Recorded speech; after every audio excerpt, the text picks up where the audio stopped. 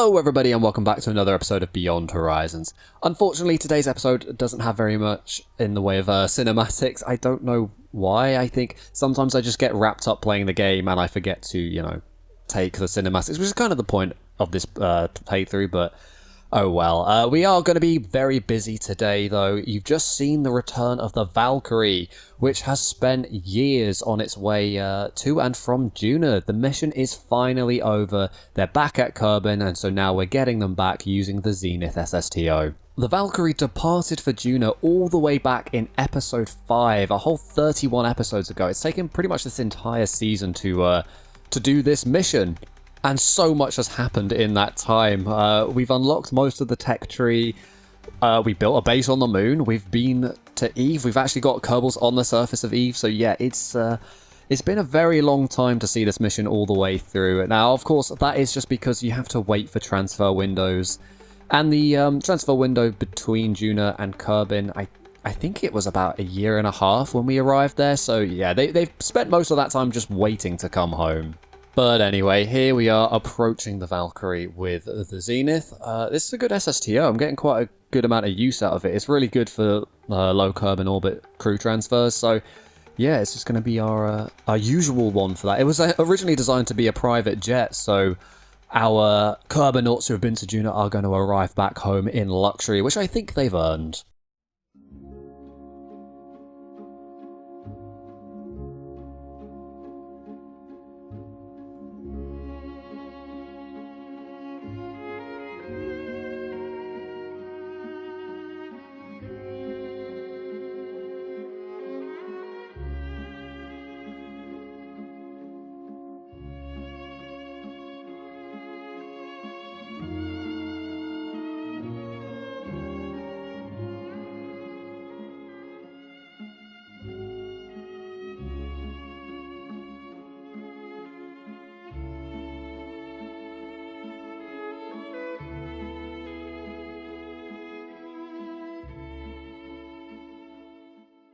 Now, you might have noticed that we've brought Bill Kerman along.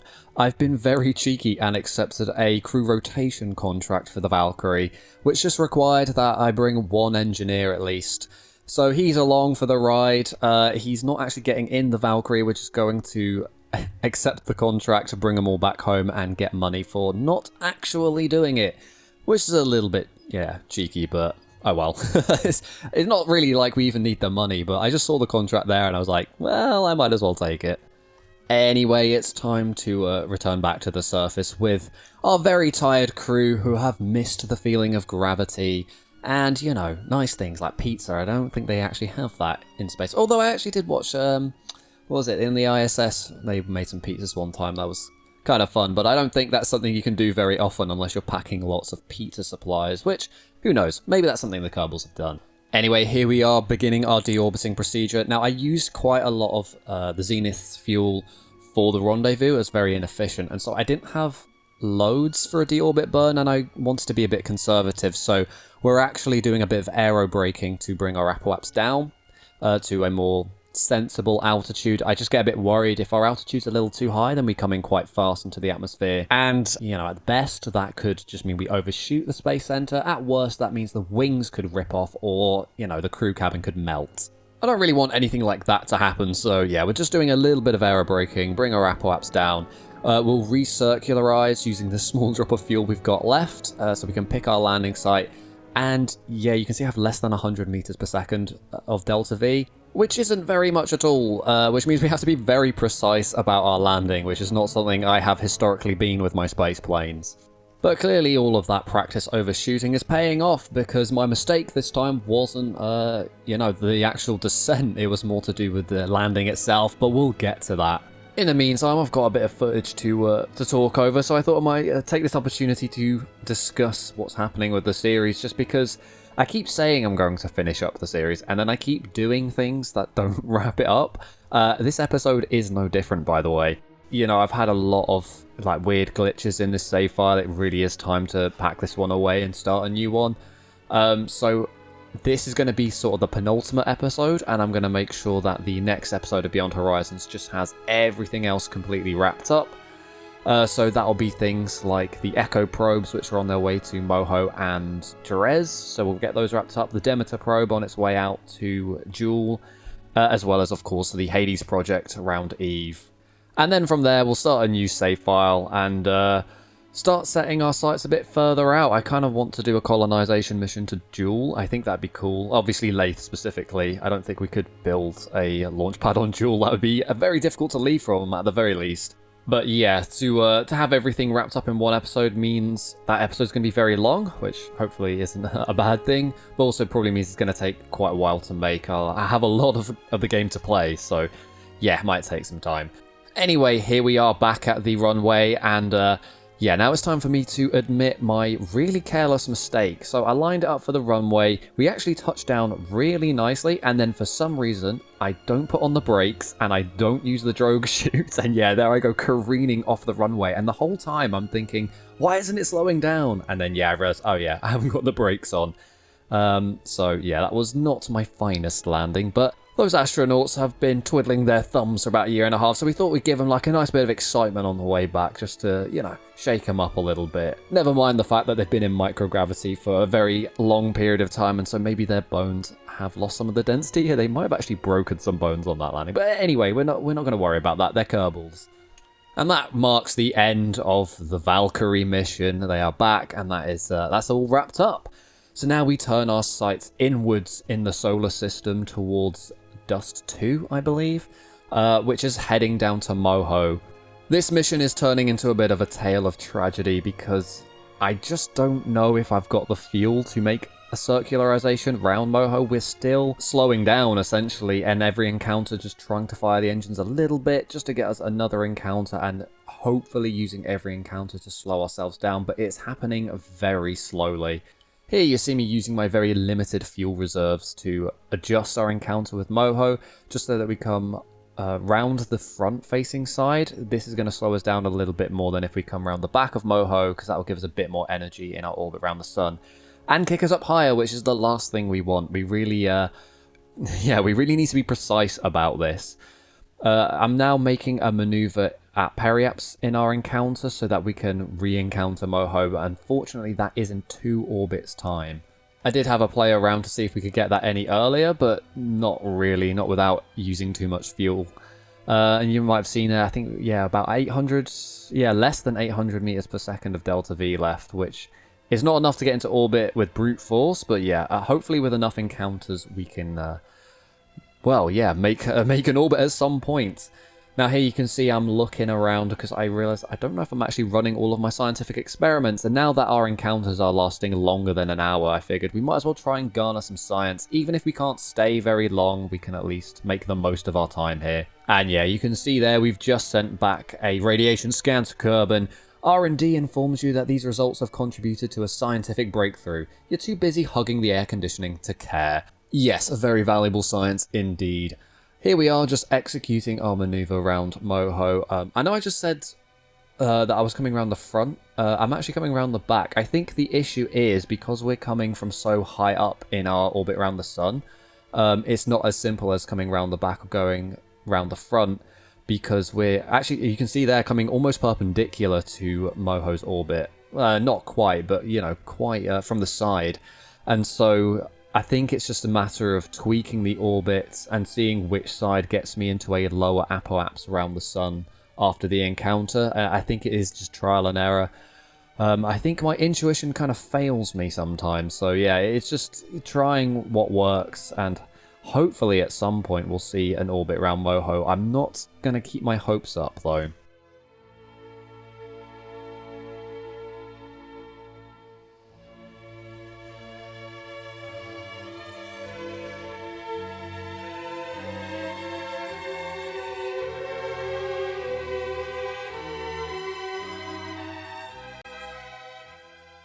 Now, I mentioned earlier that this episode was following the trend of trying to wrap things up, but ultimately not doing that.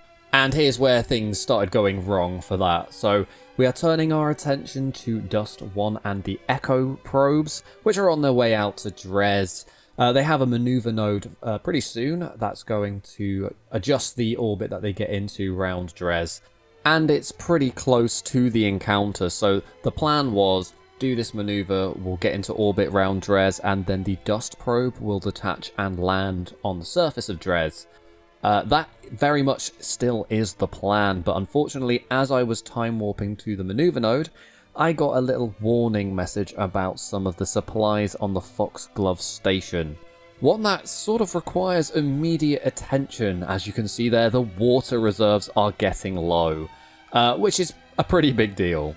Now, with hindsight, they do have an Ayla ship there, so they could have just come home, and seeing that I'm trying to wrap everything up, maybe that's what they should have done, but I was thinking there's still science to be gained from that station, and so I kind of wanted to leave them there. So here we are with the Osprey again. Yes, I know I flew this last episode, but my thinking was, well, I already have a pretty reusable way to Minmus and back. And I already have like a little payload capacity for this thing. So I've repurposed the rover that I sent up last time, Frostbug. Is that what it was called? Frostbug? Anyway, yes, I've repurposed it so it no longer has any space for tourists, but instead has a bunch of supplies.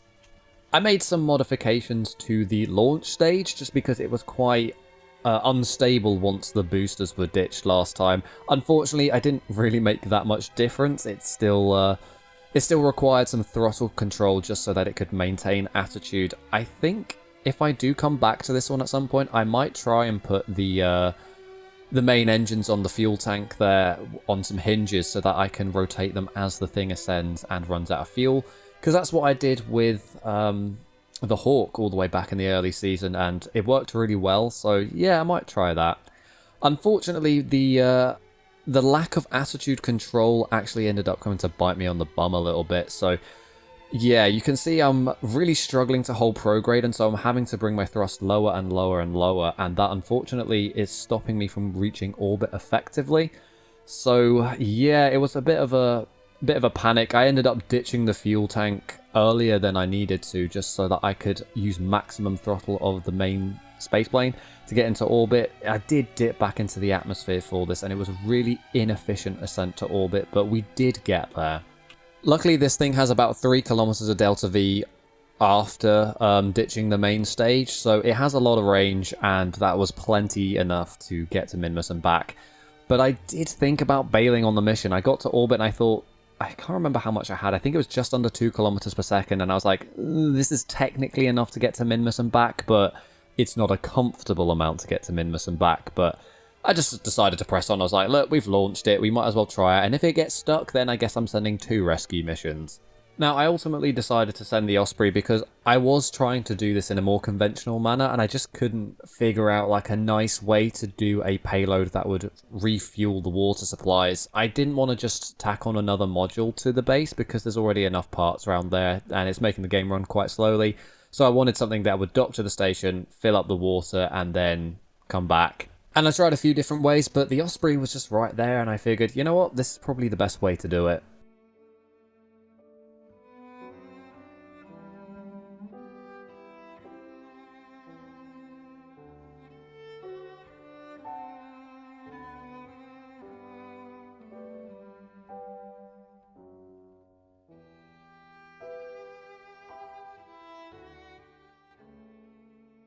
So here we are just heading out to Minmus.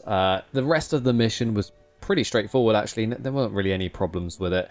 So I've got a bit more footage to talk over, and I don't really have anything to say about the footage itself. Like I said, it was fairly a routine landing, so I thought I might take this opportunity to apologise for how long it's been since the last episode. Unfortunately, as I seem to say quite often now, it's exam season, and university is just keeping very busy. I've been in the library pretty much every single day for at least like 5-6 hours trying to revise, because for some reason third year physics is very difficult. I just had one of my exams this week for solid state physics, and yeah, it was brutal. I revised a lot as well, and we were even allowed to bring in 2 A4 sheets of notes, and that still wasn't enough to make me feel confident about the exam. So yeah, I got a lot of work cut out for me, so I'm trying to find time to play the game and edit videos, so I am really sorry it's been so long. And I know the algorithm is punishing me for this as well, because it likes it when you upload consistently, and if you don't upload consistently, it's like, well, who wants to see your videos, because you never upload them. But yes, anyway, here we are landed on the surface of Minmus. We didn't get quite as close as last time, but that's not really an issue because our payload has wheels and can traverse the distance.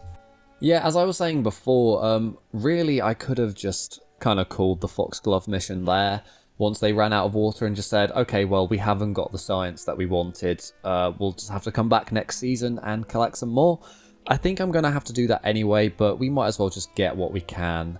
So, yeah, here we are. Fozy Kerman is in the Frostbug, driving it out of the, well, I say driving, hopping it out of the payload bay there. But, yeah, so I think what I'll do is I'll just keep this base running, keep all the experiments running, and I have double-checked to make sure that they are all running, because several times I've come back to it and realised they've stopped running for some reason. And we'll just leave it until we have completed every other mission that we want to do. I think the last thing that will get tidied up is either the Demeter mission round Gioele or the Hades mission round Eve. I think it might take a lot of time for that to come back. So we'll just leave it running there. I don't know if I'll do any crew rotations. Depends how long that is, actually. That might be a couple years. That might warrant a couple of crew rotations. I don't know, maybe if it comes to that point and I think it's time to rotate the crew, maybe that's when I'll call the mission. I'm not sure, I'll figure it out in the next episode. In the meantime, here we are docking up to the station and transferring all the water. I also brought some food and oxygen as well. I thought we might as well just, you know, resupply everything while we're here. We didn't actually supply that much oxygen to them, unfortunately. We didn't fill up everything either, so it goes through it very slowly. I don't think it really matters all that much. It will definitely keep them alive for a few more years if we let the mission run that long.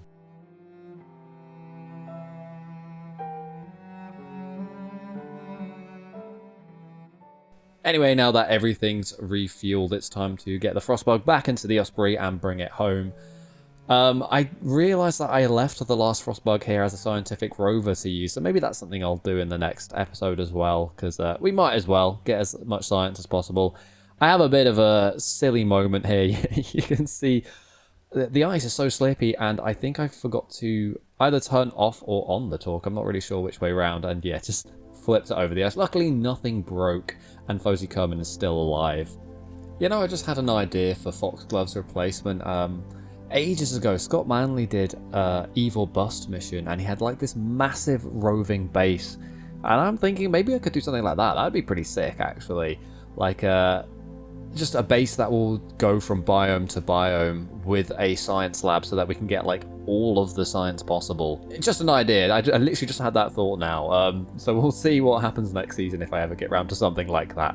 Anyway, now that we've got the Frostbug back into the cargo bay, it's time to return home. And yeah, once again, we have a very nice, easy job taking off here because the ground is so flat, we can just fire up the engines and slowly pitch the nose up and, yeah, come up into the air. Well, quote-unquote air is a vacuum, but you know what I mean.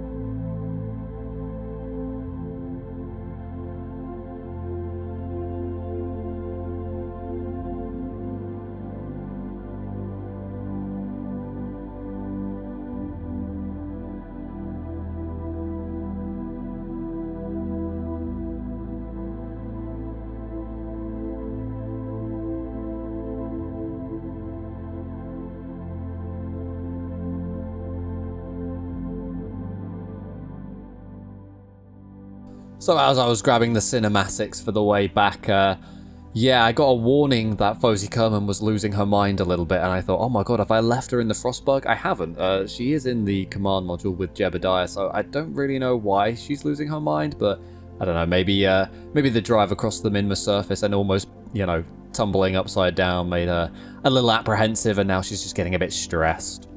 Anyway, I just skipped through the escape from Minmus, because you've seen it all before. And because I was so inefficient with my launch, I didn't have a lot of fuel for circularization, so I ended up doing a few passes through the atmosphere to do some aero braking. I think overall it ended up being, how many, like 3 or 4 passes through. And then from there, you know, the usual recircularizing so that we can pick our landing site, and then, yeah, descending down to the Space Center. So once again for this episode, I have a lot of footage to talk over and not really much to say about the footage itself, so I thought I'd quickly talk about one of my modules that I am revising for currently, called Dark Matter and the Universe. And let me tell you, it is a very cool subject, made cooler by the fact that one of the professors is running a dark matter detector in the basement.